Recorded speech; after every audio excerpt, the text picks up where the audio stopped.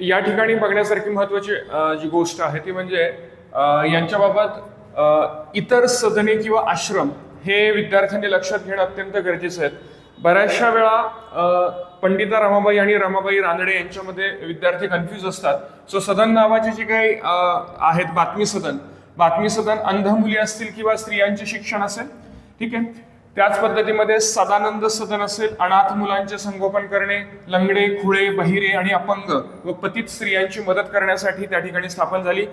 प्रीती सदन जे आहे हे सामाजिक सेवा कार्य आणि कृपा सदन यामध्ये 1899 केडगाव लैंगिक शोषणाला बळी पडलेल्या आणि पतित स्त्रियांचे पुनर्वसन करण्यासाठी या ठिकाणी कृपा सदन स्थापन करण्यात आलेली होती.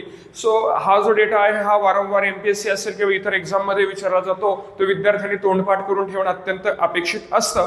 याच प्रकारचे जे काही प्रश्न आहेत ते आयोग किंवा इतर वेगवेगळ्या स्ट्रक्चरली डिझाईन केले जातात. सो या ठिकाणी या मुद्द्यांवरती फोकस करणं अत्यंत गरजेचं आहे.